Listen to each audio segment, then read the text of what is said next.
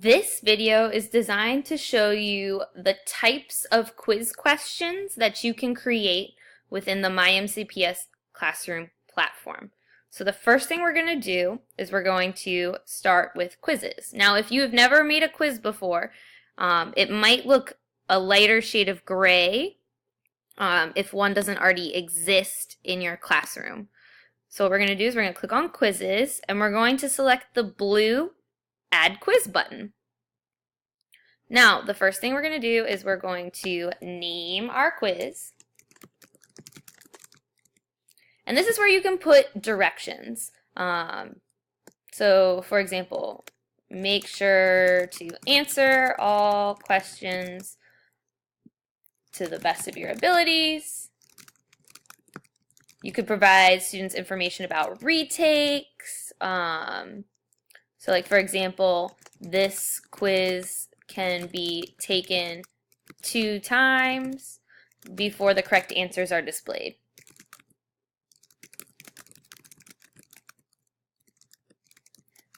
You can put instructions again that are links. You can include tables, graphics, YouTube videos, images, math equations. If you wanted to include any formulas, if it was a math or science quiz where you wanted to give them an equation. And all of that is possible. And this is the details or overview page. So this is what the student will see at the top of their quiz. So it's kind of like a cover sheet. The next thing I'm going to do is I'm going to select questions. So you can group your questions together, or you can do an individual question. So I'm going to do a new question. And you have many choices.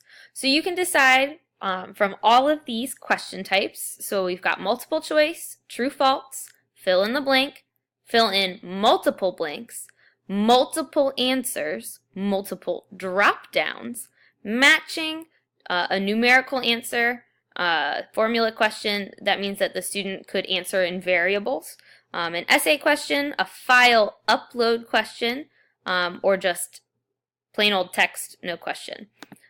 So I've selected multiple choice. So what I'm going to do is I'm going to type my question here. So I've put in the question, where do we work? So we're going to make sure that the correct answer is typed here. So I'm going to put Springbrook. And I'll put those other 2 consortium schools. Oops, make sure I spell it right. Paint Branch and Blake. Now, once you've done this, you could edit it. So let's say you wanted to include an image. So if you wanted to do multiple choice with pictures, if you hit that little pencil for edit, you could actually do a multiple choice with images, which opens up the possibilities for responses. You also could type equations, superscripts, subscripts, or even include a YouTube video in your answer.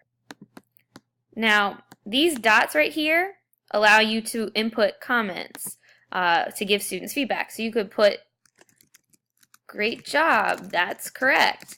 You could put images. Again, all of the different content editor options are there. Just make sure you hit done and it'll show you what feedback the student will see.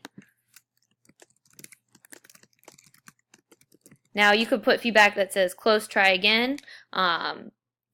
If you're doing a practice quiz, you could put some resources or links to sections of like a textbook, if you have an online textbook, or a handout you've given out that could give students the information that might help them work their way to the correct answer or support them. So this could be a helpful hint as well. And again, once you're done, you're going to hit Update Question, and then it'll display it as it's seen. If you want to see the multiple choice options, if you hit Show Question Details, it'll show you the 3 options, and it'll also highlight which one of those is the correct answer. Now, to just show you another example of a type of question, you could do a formula question, and it shows here an example like how to define a variable. So if you are a math or science teacher, by clicking on the Need Help button, so one more time, if you click Need Help, it will show you how to type stuff so that it shows up the way that you want it to when you publish the question. And you can do all kinds of functions. So the trig functions are in here, logarithms, mode, median, and range, square roots, sums. So you can choose, and it will show you how to type that information to get what you want. So again, it might be helpful if you're going to type this. I mean, the resources will be there for students. Just know that the resource is there if you need it when you're creating these types of questions. Now, the essay and file upload type questions are not necessarily self-grading. However, you can still have the students enter information directly into the text field here if you wanted them to do like a free response type question or a DBQ. And then by clicking on those dots, again, you can give generic answer comments so that after the student has submitted their text submission to you, they kind of get some feedback and know what you were looking for in their response, even though you have to go in and manually grade that question. So again, once you've entered in any comments, just make sure you hit done, and again hit update question, and it'll save the question to your quiz. One final thing, when you have finished creating your quiz, make sure you hit the save and publish button. Once you do that, it would become live on the date that you've set for the quiz. If you want to save it and come back to it later, just hit the blue save button. And if you want to make sure that your questions are saved, you must hit that save button. Once you X out of this page, if you have not hit the save button, those questions might not be there anymore. So again, one more thing with Canvas is just make sure you're always hitting save. You don't necessarily have to publish, but make sure you click save to save your work. Okay? And again, it'll remind you that it's unpublished, and then once you're ready to publish it, if it's saved, you can always go back here. And again, you can see right here that you can change these types of informations about the quiz.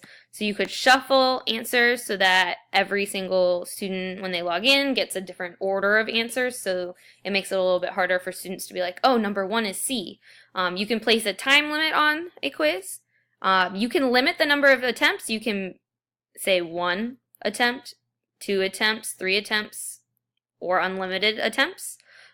You can determine when they can view their responses. So you could say you could take a practice quiz 2 times before you can see the correct answers. Or you could say you can take it once and you can see the correct answer immediately. You can also set a time frame. So to show you that, let's say I want to say show correct answers. So again, if I hit edit on the details page, if I scroll down, if I scroll down to the bottom, I can determine when they see the correct answers. So let's say that they have until Friday to take a quiz. I can say don't show the answers until Friday. I also can then say hide the correct answers if I wanted.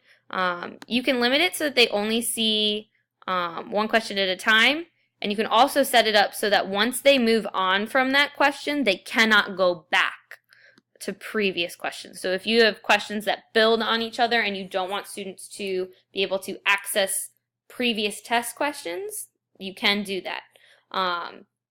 If you want, you can require an access code if you're worried about quiz security.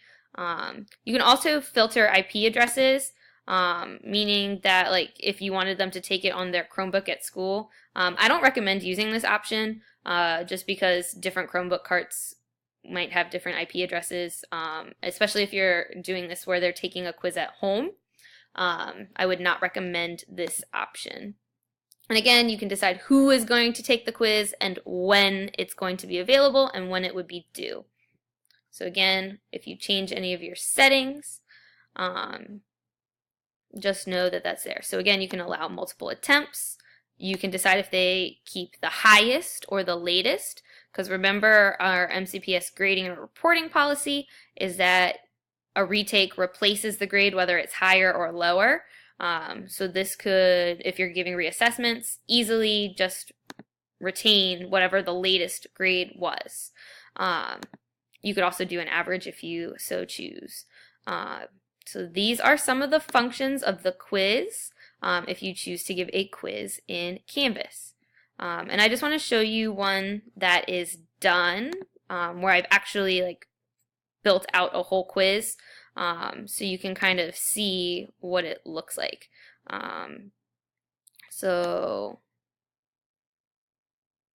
I gave a time limit, and so here you go. Here's how you can preview it. So again, you can see one question at a time. I put a time limit on it, and this would be what a student sees. They'd see that countdown as they're working, so they can keep track of time. As you can see here, there's multiple choice questions. You can include images. Again, that content editor is awesome. You can include pictures. You can include variables. So it's really helpful. And then if you're giving a short answer type question, again, you could put the information here. Students could then type directly into the box, and they can insert any type of response that they need. They could even answer, if they need to, with resources on their quiz. So again, this is what one might look like. And then once the student is done, they'd hit submit, and then you'd be able to grade the quiz using the speed grader. So I hope this video helped you see some of the potential functions of the quiz option within myMCPS Classroom and some of the types of questions that you can build into your quizzes.